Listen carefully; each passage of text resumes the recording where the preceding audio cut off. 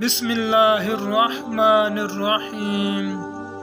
القرآن آپ کہہ دیجئے کہ بس لوگوں کو اللہ کے اس انعام اور رحمت پر خوش ہونا چاہیے، وہ اس سے بدرجہ بہتر ہے جس کو وہ جمع کر رہے ہیں۔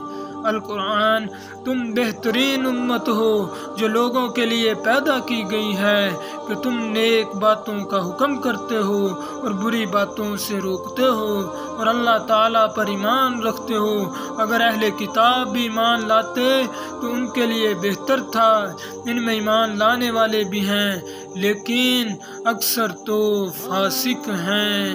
القرآن اے محمد صلی اللہ علیہ وآلہ وسلم آپ کہہ دیں کہ مجھے وحی کی گئی ہے کہ جنوں کی ایک جماعت نے قرآن سنا اور کہا کہ ہم نے عجیب قرآن سنا۔ سورہ القمر۔ اے قریشیوں، کیا تمہارے کافر ان کافروں سے کچھ بہتر ہیں یا تمہارے لیے اگلی کتابوں میں چھٹکارا لکھا ہوا ہے؟ سورۃ الانعام۔ اس کو تو کسی کی نگاہ محیط نہیں ہو سکتی اور وہ سب نگاہوں کو محیط ہو جاتا ہے اور وہی بڑا باریک بین باخبر ہے۔ سورہ یوسف۔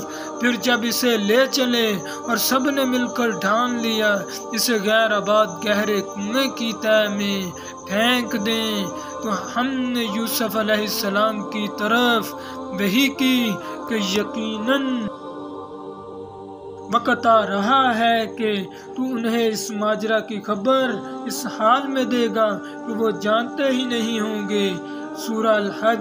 کافر اس وحی الہی میں ہمیشہ شک شبہ ہی کرتے رہیں گے حتیٰ کہ اچانک ان کے سروں پر قیامت آ جائے یا ان کے پاس اس دن کا عذاب آ جائے جو منحوس ہے۔ القرآن۔ بے شک جو لوگ اہل کتاب میں سے کافر ہوئے اور مشرکین سب دوزخ کی آگ میں جائیں گے جہاں وہ ہمیشہ ہمیشہ رہیں گے، یہ لوگ بدترین خلائق ہیں۔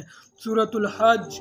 اپنے فائدے حاصل کرنے کو آ جائیں اور ان مقررہ دنوں میں اللہ کا نام یاد کریں ان چوپاؤں پر جو پالتو ہیں، پس تم آپ بھی کھاؤ اور بھوکے فقیروں کو بھی کھلاؤ۔ ویڈیو اچھی لگی ہو تو سبسکرائب، لائک، شیئر کیجیے۔